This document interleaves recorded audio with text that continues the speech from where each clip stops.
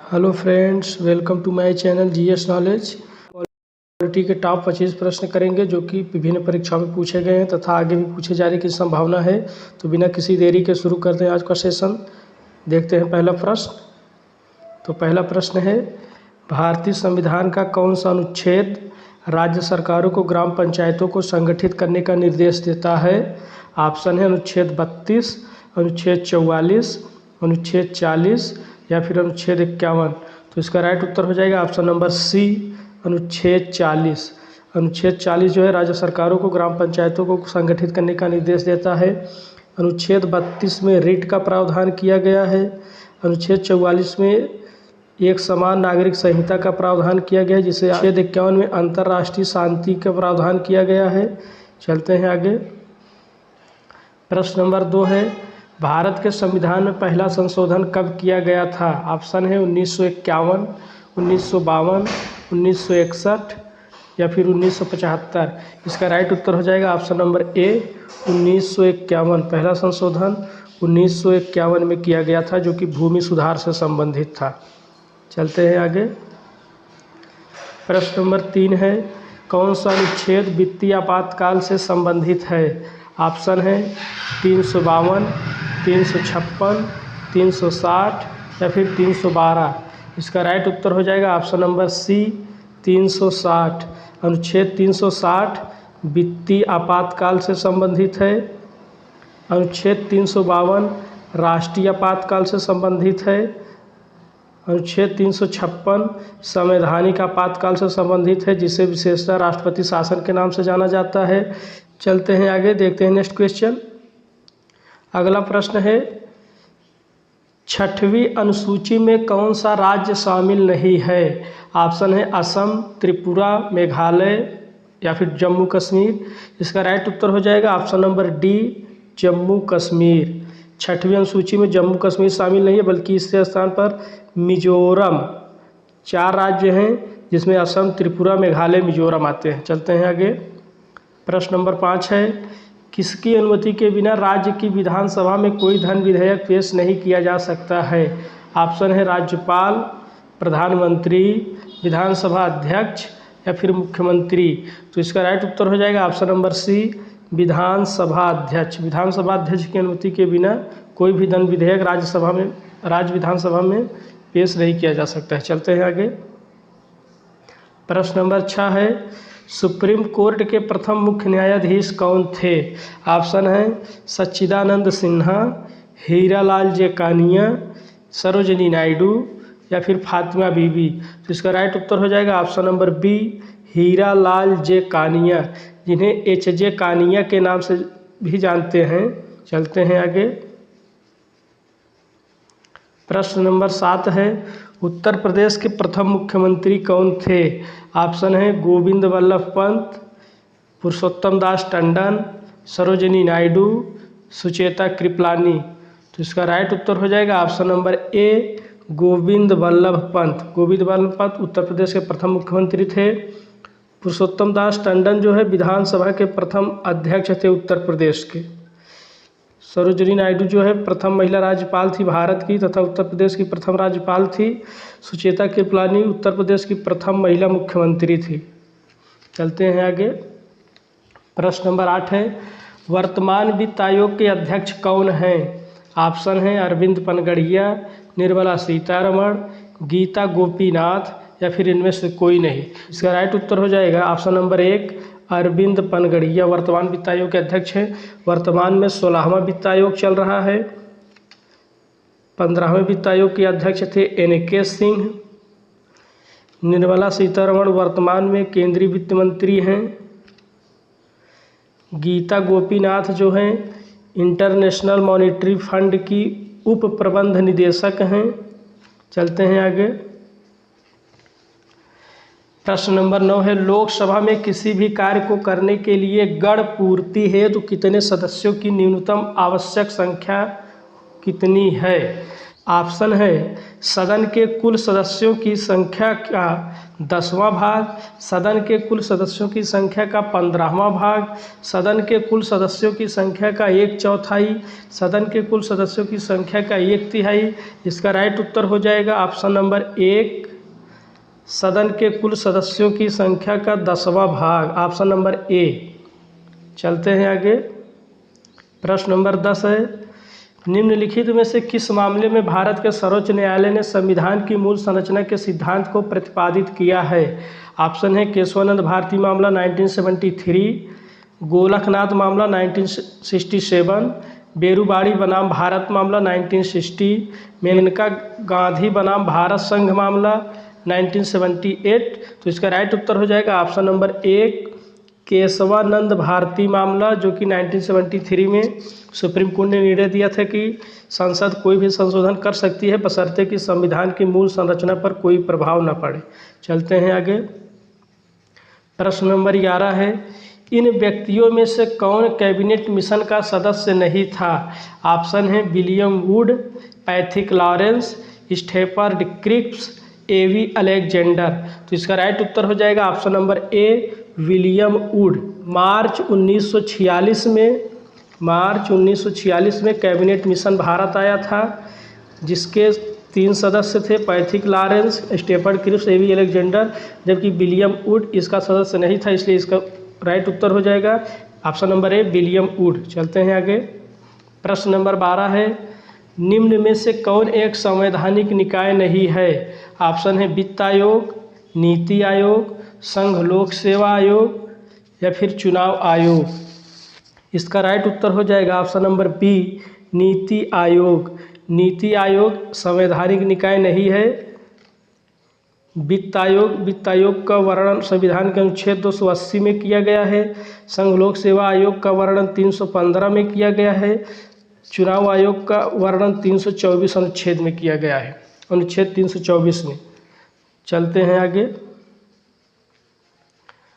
प्रश्न नंबर 13 है, 52वें संविधान संशोधन द्वारा 1985 में कौन सी अनुसूची को संविधान में शामिल किया गया? ऑप्शन है 11वीं अनुसूची, 10वीं अनुसूची, 12वीं अनुसूची या फिर 9वीं अनुसूची। तो इसका राइट उत्तर हो जाएगा ऑप्शन नंबर बी, 10वीं अनुसूची। 10वीं अनुसूची को 52वें संविधान संशोधन 1985 के तहत शामिल किया गया था। इसके अनुसार संसद सदस्यों की अयोग्यता का प्रावधान किया गया है। 11वीं अनुसूची में ग्राम पंचायतों का गठन का प्रावधान है, मतलब पंचायतों के गठन का। 12वीं अनुसूची में नगर पालिका का प्रावधान किया गया है। 9वीं अनुसूची में भूमि सुधार से संबंधित प्रावधान किए गए हैं। चलते हैं आगे। प्रश्न नंबर 14 है, निम्नलिखित में से कौन सुमेलित नहीं है?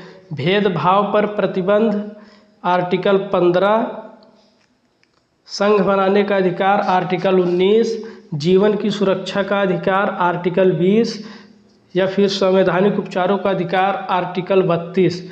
तो इसका राइट उत्तर हो जाएगा भेदभाव पर प्रतिबंध आर्टिकल 15। ये आर्टिकल 15 न होकर के आर्टिकल 17 होगा।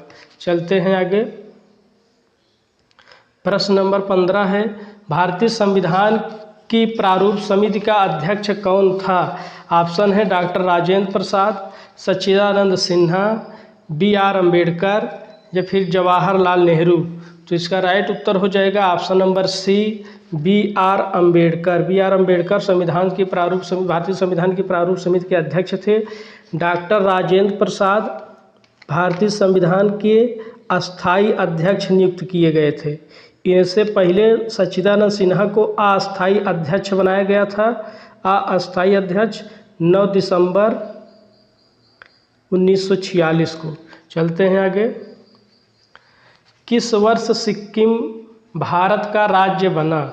ऑप्शन 1972 में, 1974 में, 1975 में या फिर 1976 में। तो इसका राइट उत्तर हो जाएगा ऑप्शन नंबर सी, 1975 में। 1975 में सिक्किम भारत का 22वां राज्य बना था। चलते हैं आगे। प्रश्न नंबर 17 है, धन विधेयक लाया जा सकता है? ऑप्शन है केवल राज्यसभा में, केवल लोकसभा में या फिर दोनों में या फिर दोनों में नहीं। तो इसका राइट उत्तर हो जाएगा ऑप्शन नंबर बी, केवल लोकसभा में। धन विधेयक केवल लोकसभा में लाया जा सकता है, जिसमें कुछ सुझाव के लिए राज्यसभा में भेजा जाता है, लेकिन राज्यसभा 14 दिन से ज़्यादा समय तक नहीं रोक सकता है, इसलिए इसका राइट उत्तर हो जाएगा ऑप्शन नंबर बी, केवल लोकसभा में। चलते हैं आगे। प्रश्न नंबर 18 है, पंचायती राज की त्रिस्तरीय व्यवस्था की निम्न में से किसके द्वारा सिफारिश की गई थी? ऑप्शन है LM सिंघवी, बलवंत राय मेहता, अशोक मेहता या फिर इनमें से कोई नहीं। इसका राइट उत्तर हो जाएगा बलवंत राय मेहता। बलवंत राय मेहता समिति का गठन 1957 में किया गया था।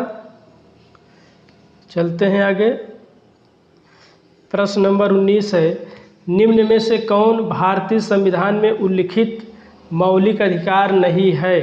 ऑप्शन है मतदान का अधिकार, समानता का अधिकार, धार्मिक स्वतंत्रता का अधिकार या स्वतंत्रता का अधिकार। हम लोगों ने पिछली क्लास में पढ़ा था, स्वतंत्रता का अधिकार जो होता है अनुच्छेद 19 से 22 मूल अधिकार है। धार्मिक स्वतंत्रता का अधिकार 25 से लेकर के अनुच्छेद 28 तक, ये भी मौलिक अधिकार है। समानता का अधिकार अनुच्छेद 14 से लेकर के 18 तक था, ये भी मौलिक अधिकार है। लेकिन मतदान का अधिकार हम लोगों ने मूल अधिकार में नहीं पढ़ा, इसलिए इसका राइट उत्तर हो जाएगा ऑप्शन नंबर 1, मतदान का अधिकार। लेकिन अगर मतदान का अधिकार संविधान में मौलिक अधिकार नहीं है तो ये कौन सा अधिकार है? मतदान का अधिकार एक संवैधानिक अधिकार है। मतदान का अधिकार और चुनाव लड़ने का अधिकार एक संवैधानिक अधिकार है। चलते हैं आगे। प्रश्न नंबर 20 है, कौन सा असत्य है? आर्टिकल 38 लोक कल्याणकारी राज्य, आर्टिकल 40 ग्राम पंचायत का गठन, आर्टिकल 44 एक समान सिविल संहिता या फिर आर्टिकल 48 अंतर्राष्ट्रीय शांति। तो इसका राइट उत्तर हो जाएगा ऑप्शन नंबर डी, आर्टिकल 48 अंतर्राष्ट्रीय शांति। ये आर्टिकल 48 जो अंतर्राष्ट्रीय शांति नहीं है, अंतर्राष्ट्रीय शांति आर्टिकल 51 में है। बाकी के 3 ऑप्शन सही हैं। चलते हैं आगे। प्रश्न नंबर 21 है, राष्ट्रपति सर्वोच्च न्यायालय से संविधान के किस अनुच्छेद के अंतर्गत परामर्श ले सकता है? ऑप्शन है अनुच्छेद 148, अनुच्छेद 112, अनुच्छेद 143 या फिर अनुच्छेद 111। तो इसका राइट उत्तर हो जाएगा ऑप्शन नंबर सी, अनुच्छेद 143। 143 के तहत राष्ट्रपति उच्च न्यायालय से संविधान के संवैधानिक मामलों पर सलाह ले सकता है 143 के अनुसार। इसका राइट उत्तर हो जाएगा ऑप्शन नंबर सी, अनुच्छेद 143। 143 के तहत राष्ट्रपति सर्वोच्च न्यायालय से परामर्श ले सकता है। अनुच्छेद 148 CAG का प्रावधान करता है। अनुच्छेद 112 वार्षिक वित्तीय विवरण का प्रावधान करता है, जिसे हम लोग बजट के नाम से जानते हैं। अनुच्छेद 111 राष्ट्रपति के वीटो के प्रावधान से संबंधित है, वीटो पावर से संबंधित है। चलते हैं आगे। प्रश्न नंबर 22 है, भारतीय संविधान में राज्यपाल का पद किस देश के संविधान से लिया गया है? ऑप्शन है फ्रांस, कनाडा, इंग्लैंड या फिर संयुक्त राज्य अमेरिका। तो इसका राइट उत्तर हो जाएगा option number B, Canada. Canada के संविधान से भारतीय संविधान में राज्यपाल का पद लिया गया है। चलते हैं आगे। प्रश्न नंबर 23 है, भारतीय संविधान की विशेषता नहीं है। ऑप्शन है संसदीय शासन प्रणाली, लोकतंत्रात्मक गणराज्य, दोहरी नागरिकता या फिर विधि का शासन। तो इसका राइट उत्तर हो जाएगा ऑप्शन नंबर सी, दोहरी नागरिकता। दोहरी नागरिकता भारत में नहीं चलता, हर कोई भारतीय होता है, चाहे वो जिस राज्य का हो। ये अमेरिका में दोहरी नागरिकता का प्रावधान किया गया है, इसलिए इसका राइट उत्तर हो जाएगा ऑप्शन नंबर सी, दोहरी नागरिकता का प्रावधान भारत में नहीं है। चलते हैं आगे।